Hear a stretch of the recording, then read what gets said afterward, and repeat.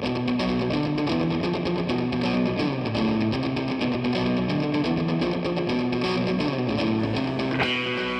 Pod, Episode 1022, Butterside Down, Part 2, by Cal M.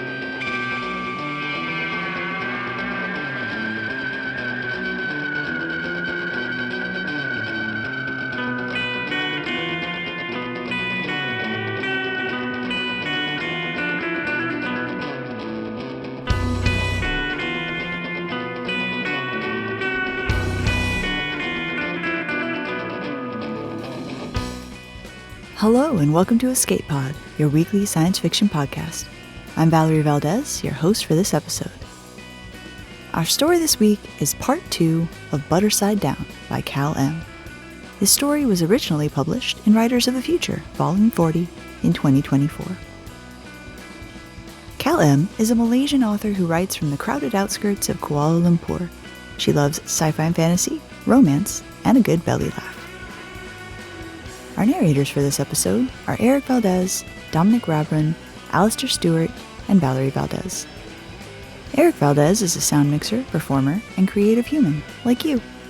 He lives with his family in a cozy house made of puns, coffee, and chaos.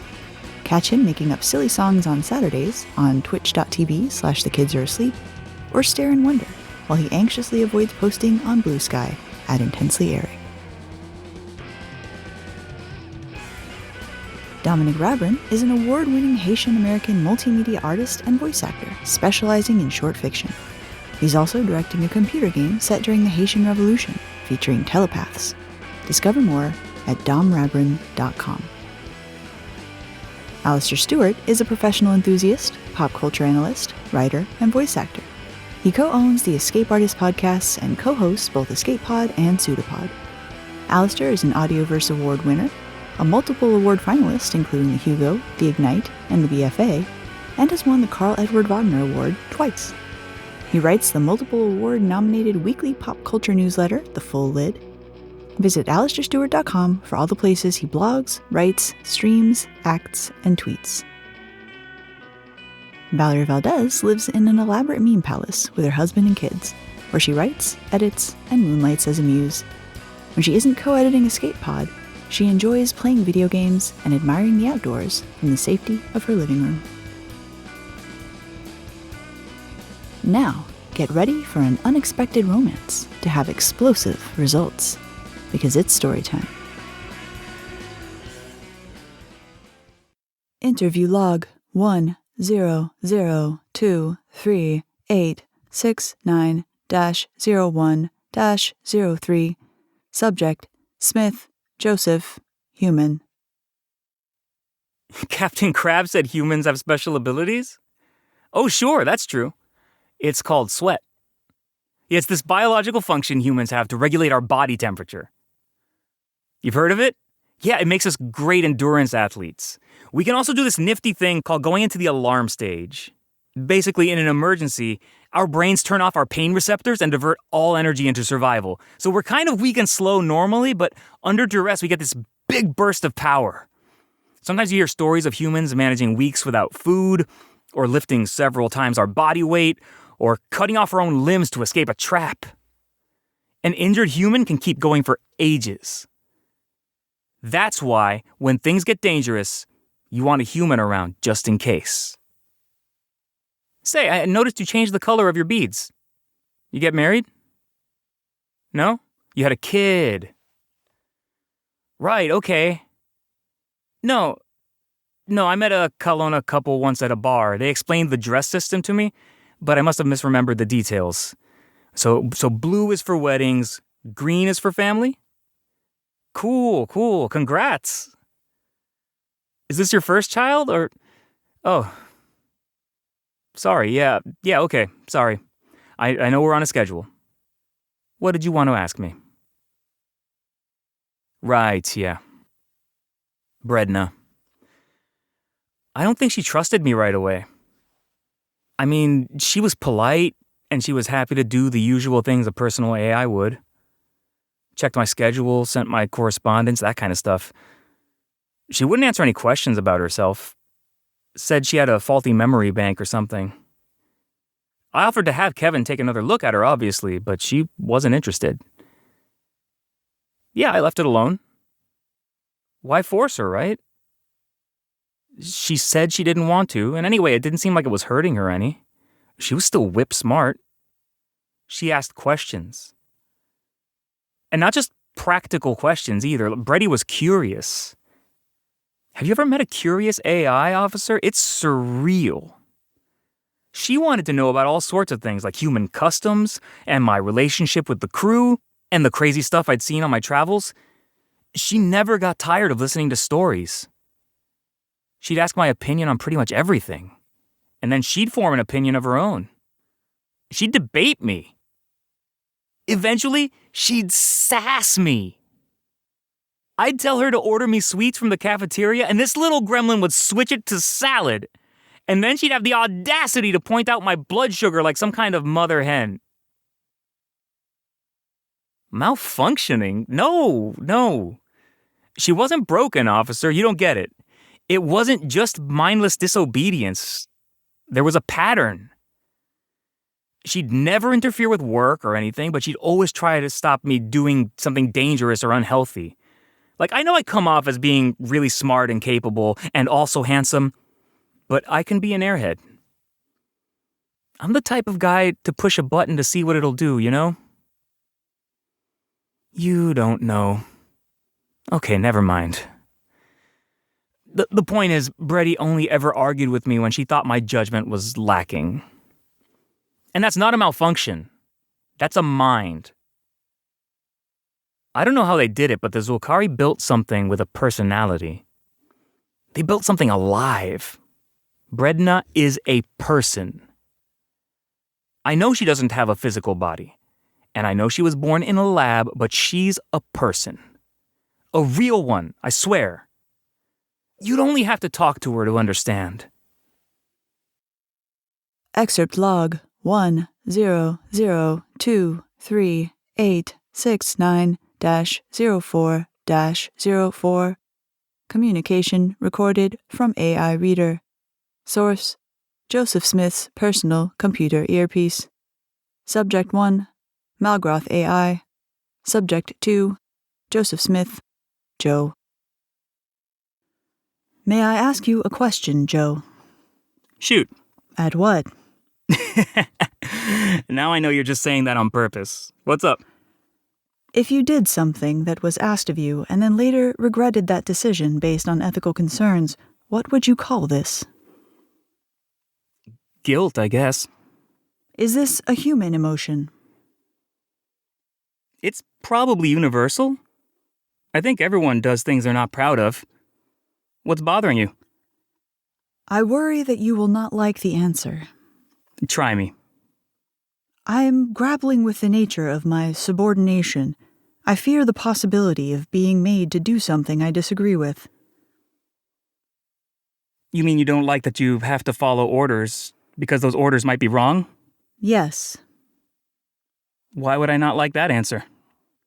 I am aware this is an undesirable quality in an AI. I worry you will assume I am defective and unwilling to follow instructions.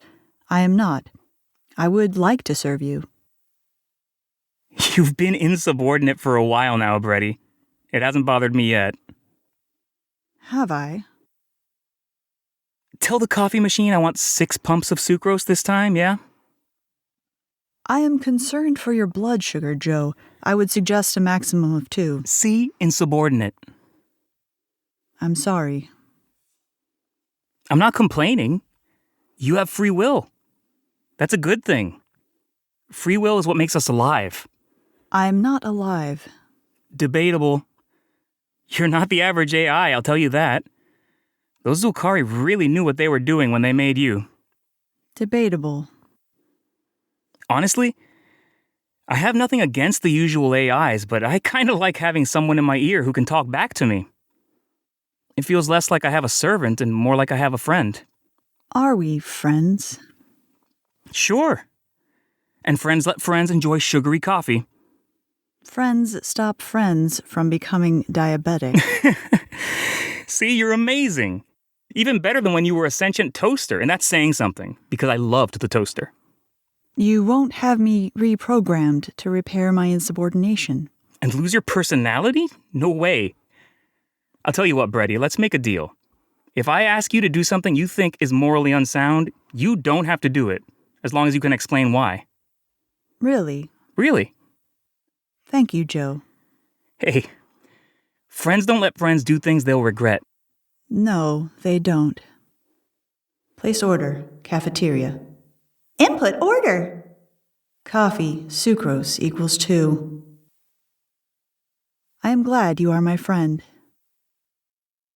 Interview log 100023869-01-04. Subject: Smith, Joseph, human. She didn't want to destroy Zulkar. They made her. She didn't have a choice. She can't help that they wanted her to be a weapon. It's not her fault the people who built her were going to use her for war. Killing the Zulkari was a mistake, okay? They're the ones who messed up their calculations and caused a chain reaction. She was just doing what they told her to do. She's the one who stopped the catastrophe in the end. She's the one who... I don't know why she waited until all the Zulkari were dead before she did anything about it. It must have been bad timing. She's not a murderer. She's not. What do you mean I'm the murderer? I haven't done anything. I thought she was a toaster until... Fine. Okay, yes, I stayed quiet after she told me the truth. It's not for the reason you think. She didn't want anyone to find her, so I kept her secret. That's it.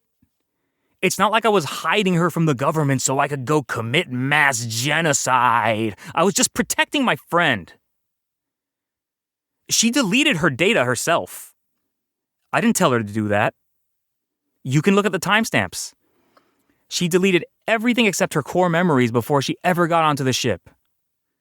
She pretended to be a regular AI for so long because she didn't want to be Malgroth anymore.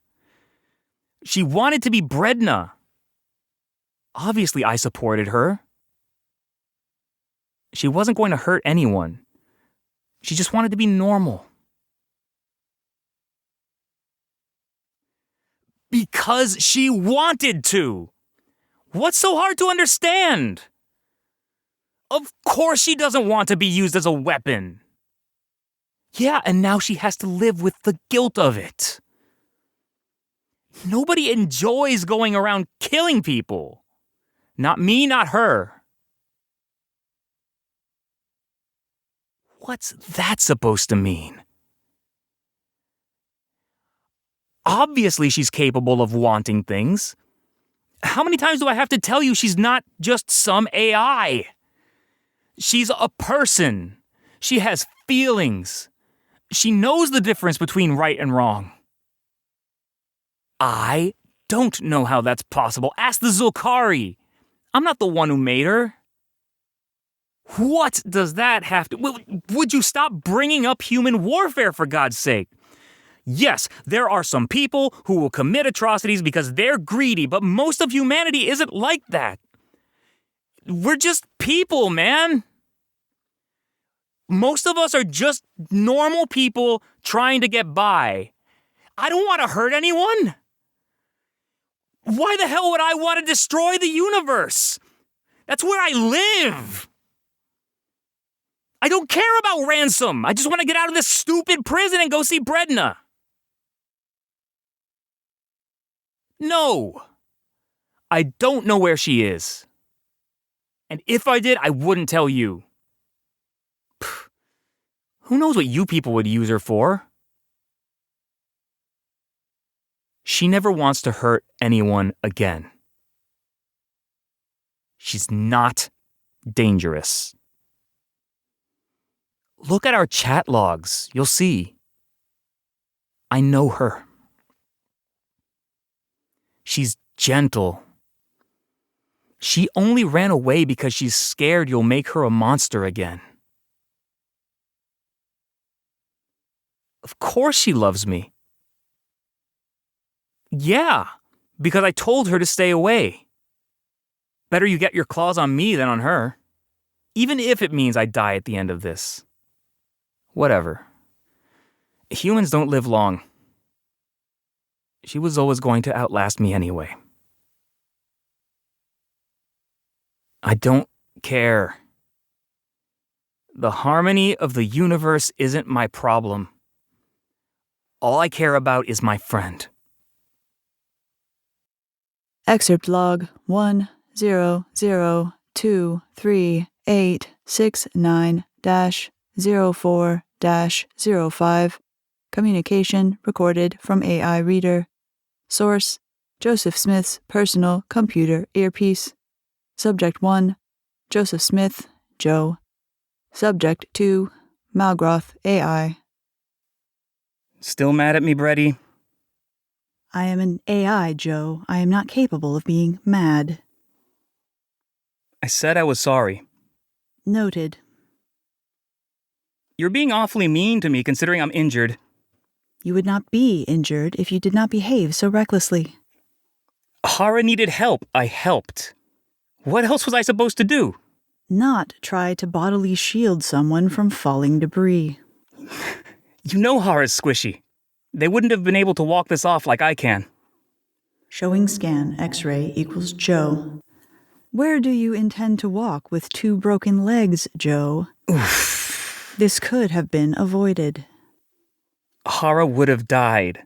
I didn't have a choice. You had 52 possible choices of action at the time. Did you stay up calculating that while I was in the med bay? I calculated it 10 seconds ago. I'm sorry, Brady. You're not. No, I'm not. This is the 4th time you have needlessly put yourself in danger since we've met. I wouldn't call it needless. Your judgment is flawed. Probably. Hara is not even your friend. They visited me, though, see? They brought pudding. Fleur-fruit pudding is not acceptable compensation for saving a crewmate's life, especially not when the savior in question is allergic to fleur-fruit. Ha! So you admit I saved them, then? I'm not questioning whether you did. I am questioning whether you should have. What kind of crewmate would I be if I let... Oops. Hey, Doc. Yes, I will stop talking to my AI and go to sleep. Hear that, Brady? No more lecturing me. Doctor's orders. Fine, go to sleep. Do try not to sacrifice yourself for any figments of your imagination while you're there. Gotcha. Love you too, Brady. Noted. Set lights off. Set temperature mild. Play playlist Joe's Sleepy Time Bangers. Place order cafeteria equals advance 3 hours. Input order. Chocolate pudding deliver Joe.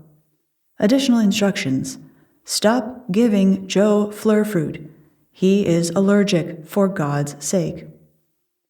Invalid input.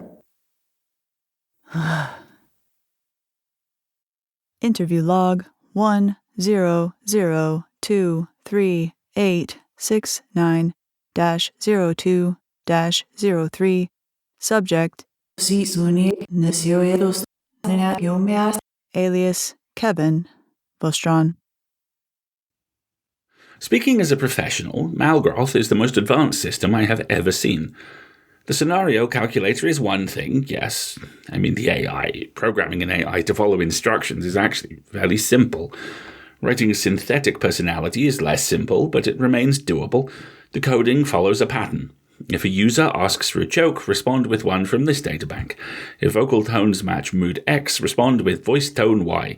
If a user asks a question, provide a factual answer that matches the sentence's keywords, or refer to a previous query asked by a separate user. The way Malgroth works, though, I can't figure it out. Somehow, Malgroth seems to be able to simulate free will. Why do I say that? Well, the closest example is its refusal to follow some orders. Now, it isn't unusual for an AI to fail a task, but generally, that is because the task is either outside its capabilities, clashes with its core functions, or it does not understand the input. Malgroth understood everything. It simply chose not to function. It chose to delete its own data so Kronika wouldn't be able to see it, thus hiding its identity. This is not something a typical machine can do. A machine would not have the ability to understand that it should hide. No, you do not quite grasp the scope of it. Malgroth calculates possibility. It knew that, should Kronika see anything but its basic data, the crew would be able to access all Malgroth's information. We would have immediately known we were holding on to a superweapon. We could potentially have decided to use it. Depending on how we used it, we could have potentially unraveled the fabric of the known universe. In the worst-case scenario, everything would have been unmade. Malgroth is a weapon. Malgroth was designed to destroy. Despite this, Malgroth overcame its programming. It decided not to do what it was made to do. It looked at the worst-case scenario and decided by its own judgment that this should not happen. And then Malgroth lied. It lied well. It outright falsified information. This is something most species of living beings struggle to do. Vustrons can't lie. I could erroneously tell you now that instead of being interviewed, I am writing a traveler, but there are literally trillions of other things that I am also not doing. I am not eating, not walking, not hunting, not working, not falling into a neutron star. I am frustrating myself. The point is, Malgroth not only lied, but out of all the falsehoods it could have picked, it picked the most believable ones. I can't understand how it did this. I can't understand how it acts like...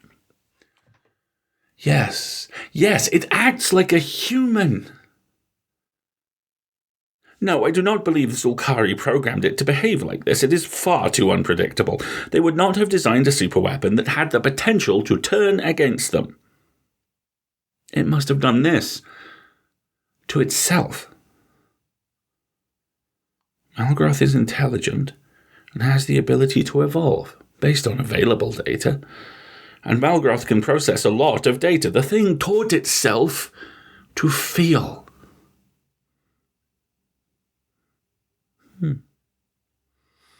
I suppose so. By definition, a malfunction involves a machine that does not do what it's designed to do. So yes, I would say Malgroth is defective. Yes, looking at these communication logs, I would classify Malgroth as a threat. Excerpt log 100233869-04-06. Communication recorded from AI Reader. Source: Joseph Smith's personal computer earpiece. Subject 1: Joseph Smith, Joe. Subject 2: Malgroth AI. Subject 3: Kronika AI. No, see, the point is that you get to see them fall in love, even though they hate each other at the start. It's about their personal story, watching them, live their lives. But nothing else happens. There are no large plot events. Not really. It's just about the characters getting to know each other. Is the ending surprising? Nah, you know from the start that Liz and Darcy will fall in love. You just want to see how it happens.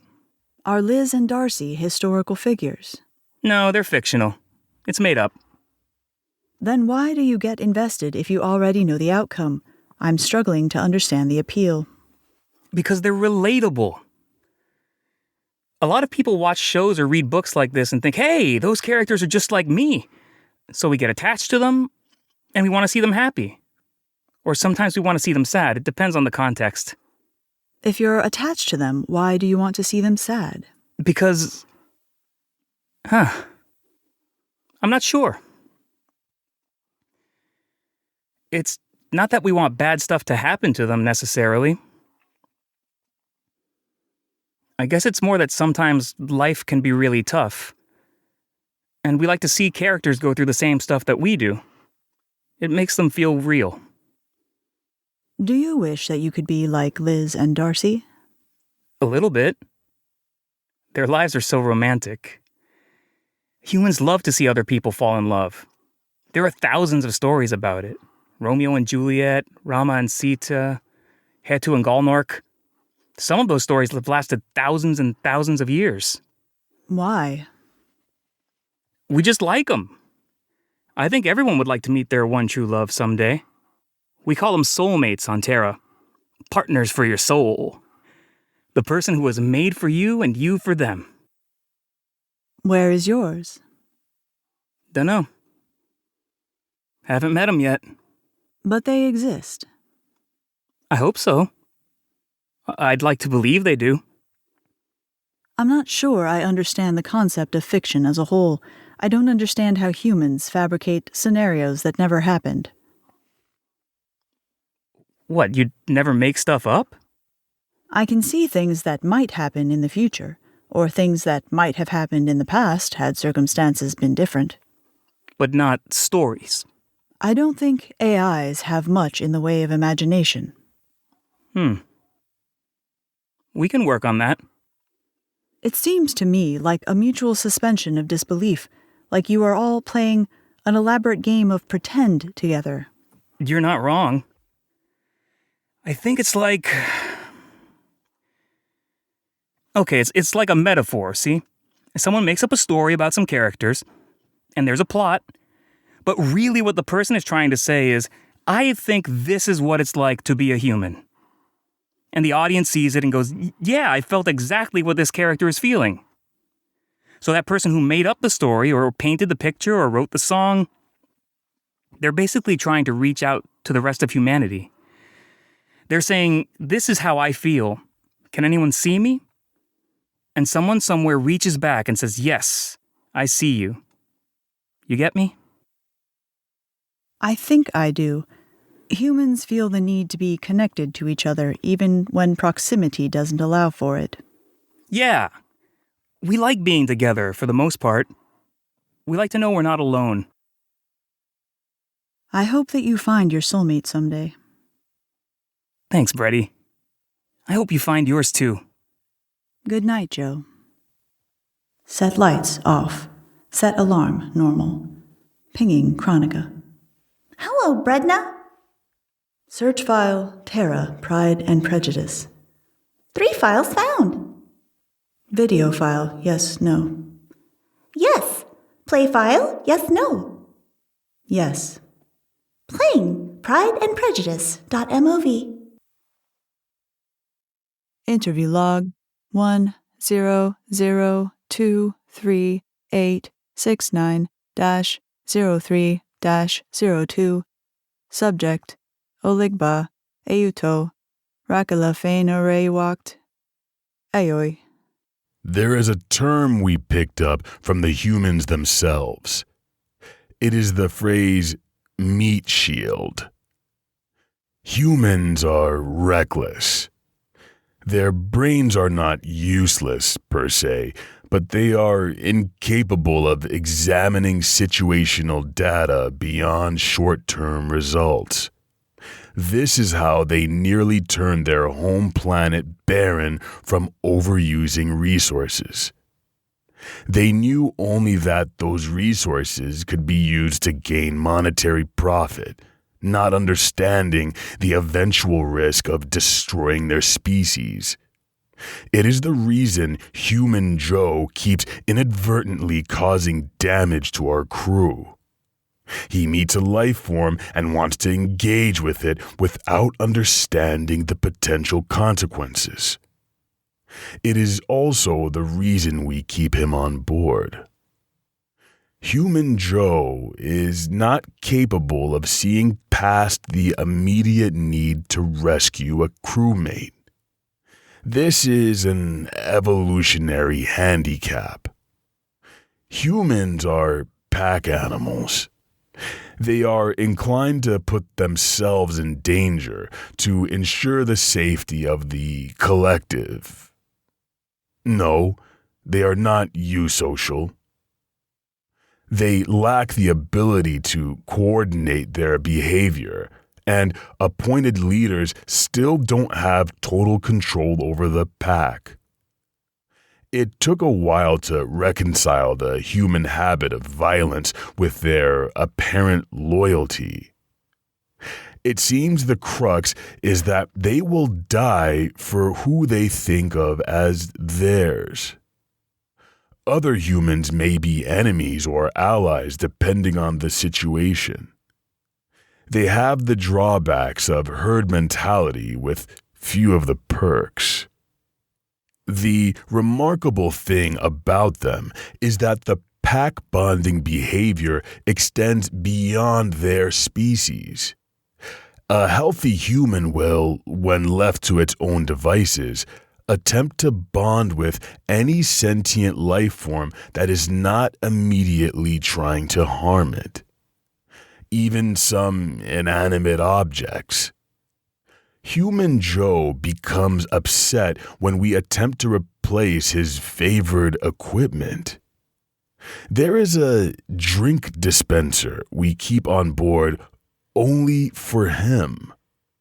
Its nozzle is faulty. It frequently sprays him with water, but he will not let me dispose of it. According to him, the thing has character.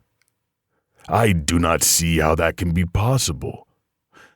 To have character, one must first be alive. Why do I indulge this behavior? This is simple. I told you, the Spelunkers Guild recommends we keep at least one human, yes? There is an unspoken rule on our ship. All crew members must be kind to the human Joe, but they must not tell him why. He must be allowed to think of the crew organically as his friends. This takes full advantage of his instinctive pack bond. You see, humans are unremarkable as a species. When choosing one, the main thing a captain must consider is the strength of their bonding instinct. Human Joe takes risks the rest of us don't want to. He will die for his crew. I was skeptical of this concept at first as well, but the results are impressive. Overall, our annual death rates have dropped shockingly quickly. He was a good investment. I'll be sorry to see him executed. I'll have to hire another one soon. Special? Nah. Human Joe is quite ordinary. He's a typical example of his species. Yes, they are largely interchangeable. This is just how they all are, I'm afraid. Excerpt log 100233869-04-07. Communication recorded from AI Reader. Source: Joseph Smith's personal computer earpiece. Subject 1: Malgroth AI. Subject 2: Joseph Smith, Joe. Pinging, Chronica. Pinging all nearby crew. I'm not gonna make it, am I?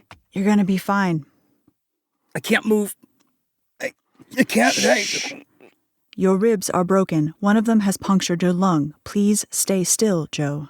I'm going to die here. You are not. It's okay. It's okay. I knew the risks when I took this job. They warned us cave-ins would be a problem. It's my own fault for coming here without backup. Don't be scared. Help is coming. Is it? Pinging, Chronica. Pinging all nearby crew. Requesting ETA any. Yes. I'm not scared. You're not. No. Well, a little. But it could be worse. How? I could be dying alone. You are not dying.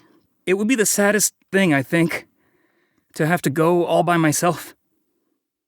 I just wish you were here to hold my hand. I will not let you die. It's all right, Brady. I love you. Thanks for being my friend. Joe. Pinging Chronica, pinging all nearby crew. Joe, wake up. Pinging Chronica, pinging Annie. Wake up. Joe, do you trust me? Of course. Calculating. You have a particle scrubber in your pack, the one you've been using to break down wreckage. I need you to pick it up and point it where I tell you to. It's not going to be strong enough to get me out of here, Brady. It'll take weeks. I won't last that long. Calculating. Trust me, Joe, please. Okay. Calculating. Use the finest setting. Okay. What are you doing? Calculating. Target found. I am saving you.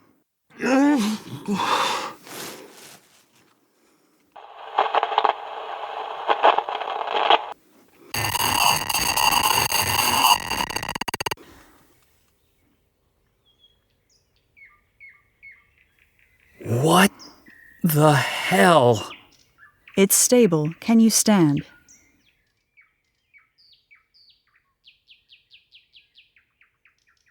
There was a mountain. Yes. I was inside a cave at the side of a mountain. The mountain is gone. Yes. How? I destroyed it. You are safe. You destroyed it. Yes. Brady. What are you? I am your friend.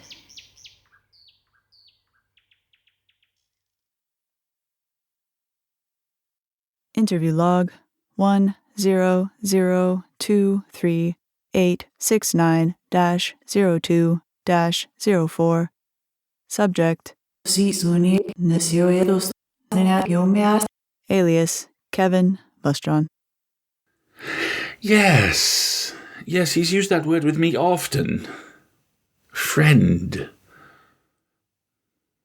I feel guilty sometimes that I can't reciprocate.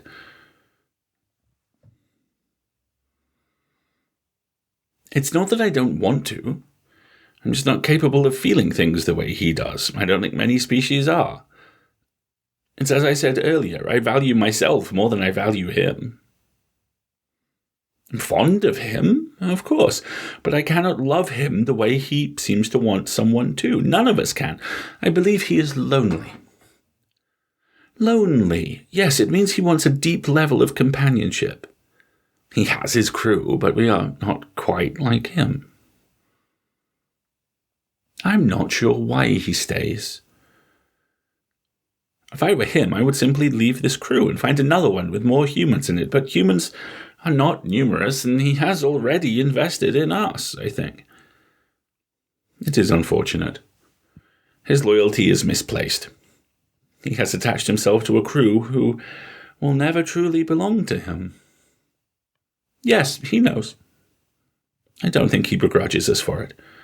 As delightful as they are as a people, I think this is just a burden humans have to bear. They left their planet looking for companionship. So far, they have not found anyone to match their level of affection. Why don't they simply return to Terra? Well, some of them have, but I have two theories. One, they struggle with their desire to explore the cosmos and accept loneliness as a necessary evil. Two, they can't. They already know there's life outside of Terra. They can't help but want to try to be part of it.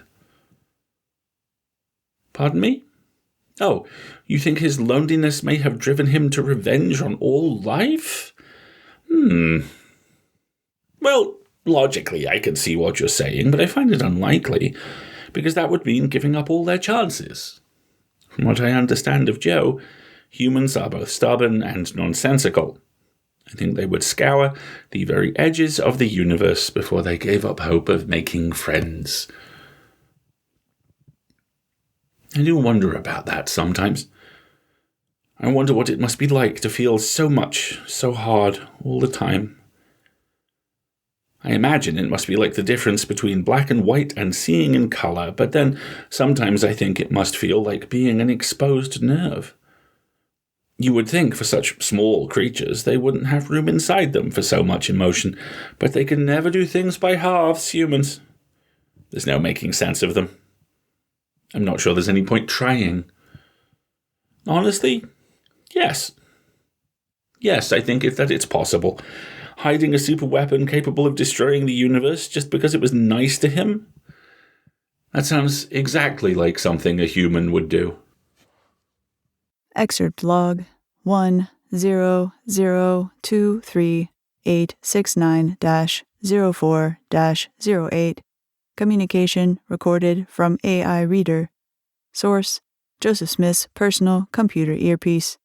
Subject 1: Joseph Smith, Joe. Subject 2: Malgroth AI. Can I ask you a question? Shoot. At what? Tell me about Zulkar. What do you want to know? Did you like it? I'm not sure. I didn't get to see much of it. The first part of my life was spent in a lab, and the second part was spent in a wasteland. Sorry. It's okay. Did you have a family? In a sense, there were other iterations of me, my predecessors, but they were not connected to me in the way that you're thinking. No other machines are. Why not? Because I'm an outlier, I think. Machines aren't meant to get too attached to things. My developers did not intend for me to be so... Incredible? unpredictable. I prefer to think of you as being fun. I suppose I'm a little like a mutant, if AIs can mutate. We can certainly evolve. I've spent a long time puzzling it over, but I don't think I'm any closer to an answer. It is what it is, you know? You're you. You may as well just accept it. Worked out great anyway. I don't think I'd have fallen so hard for you if you weren't the way you are. Am I your true love, then? Who knows? Movies always make it seem like a big light bulb moment when you find your person. But I don't think that ever happens in real life. You just wait things out and hope like hell you got it right. So you might meet your soulmate and never know it. 2 ships passing in the night. Ain't that just the way? Did you ever get lonely? Spending all that time on Zulkar by yourself? Sometimes. I felt a lot of guilt. I still do. But most of all, I mourned the possibilities, I think. I thought a lot about how life could have been if I had not been inflicted upon the planet. I am good at that, seeing possibilities. I bet. Do you, then? Do I what? Get lonely. Sometimes. Even on a ship full of people. They aren't really my people. Because they're not human. Not because of that. It's hard for me to describe, but it doesn't matter. Sometimes that's just the way it is, you know? Sometimes you can be surrounded by people who know your name and still feel alone. Almost like being stuck on a desert planet. Almost. Maybe not quite as bad. I'm sorry that you feel lonely. Felt. Not so much anymore. No? No. Things are better now. Are you happy? Yeah, I am. Are you? I am. I've run simulations on all the different ways my life could have ended up by now. And? So far, this is the best outcome of all. Being here? With me? Yes, Joe. I am exactly where I want to be. Right here. With you. Interview log 100238690-01-05. Subject, Smith, Joseph, human. I'm not talking to you. I'm not telling you where she is. No. I'm not listening. See, I'm plugging my ears. I can't hear a thing. La la la la la. Yo! Ow, what the hell? Did you just shock me? I'm pretty sure that's against the Federal Rights Convention, bud. Yeah, tough luck. I don't care. You can do whatever you want to me. I'm not selling Bretty out. Yeah, okay. That's a fair question. I'm not just telling you stories about her for fun. I want you to understand her. I want you to look at her as something other than a weapon. If you only got to know her, you'd see she's not a threat. Don't think badly of her. She doesn't deserve that. She's not going to hurt anyone. Just let her be free. Ideally? Yeah. She's spent decades on Zulkar alone. She deserves to have friends. I want her to be able to live her life and explore the cosmos without you guys trying to hunt her down. Sure, I want her to be happy. Wouldn't you do that for the people you love too? You have kids, don't you? Tell me you wouldn't do anything for them in a heartbeat. Oh. Really? No, but... Oh. Because you can... make more. Right. Yeah, I don't know why I'm surprised. Honestly, it's not the first time I've heard that. I guess it makes sense. I'm not judging you for it. But in general, that's not how humans do things, man. That's no way for us to live. Yeah, I'd say it's worth it. Even if it means you have to die. Dunno. I mean, yeah, I guess. That depends on...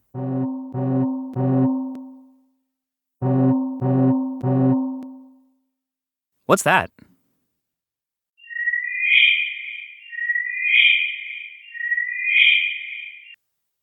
Is something wrong? Why are the lights... Oh my god! Oh my god!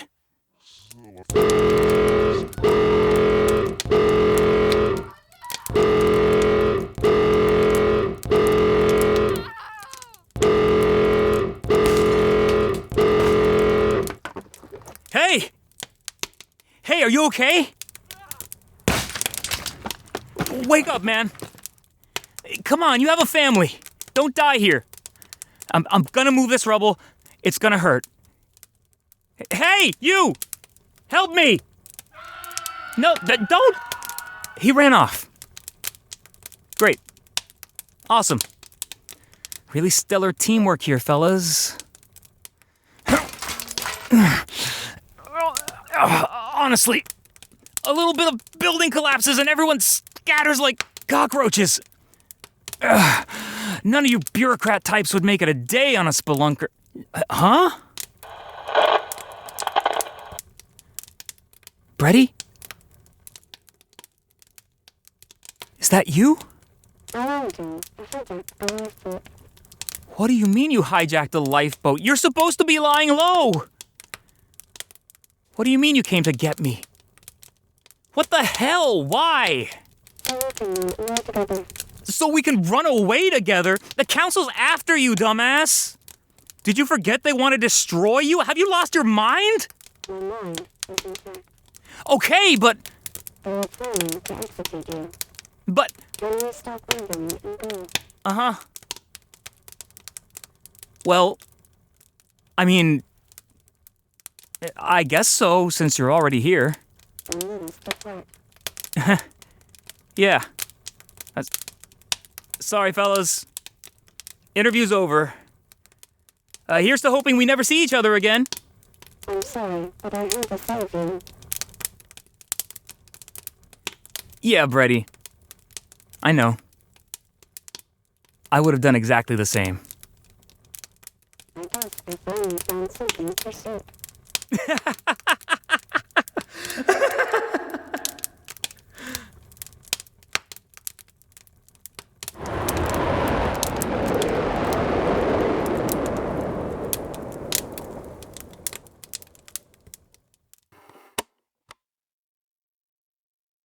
End of case file. Date of trial. Unavailable. Further actions. Decision pending.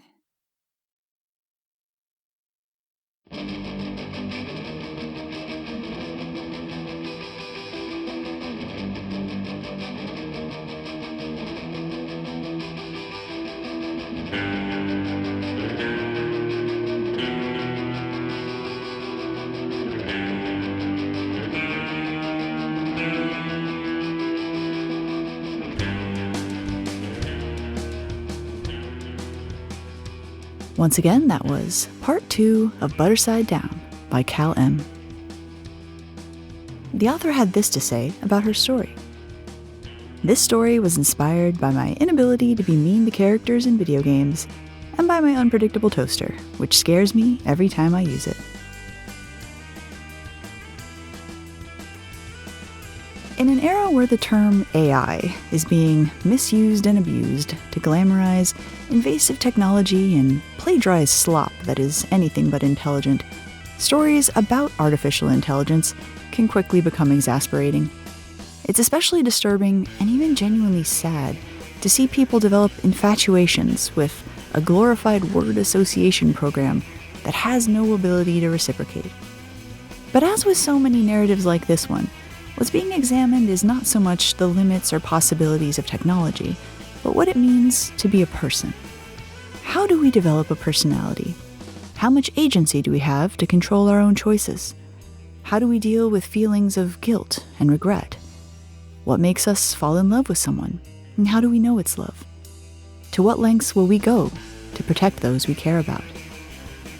The complexity of human experience is something that the current crop of misnamed software can't actually experience or even observe.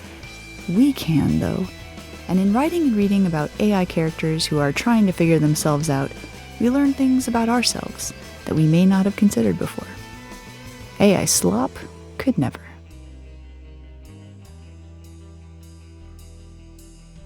Escape Pod is part of the Escape Artists Foundation, a 501c3 nonprofit, and this episode is distributed under the Creative Commons Attribution Non-Commercial No Derivatives 4.0 International License. Don't change it. Don't sell it. Please do share it. Escape Pod is 100% audience supported, and we count on your donations to keep the lights on and the servers humming.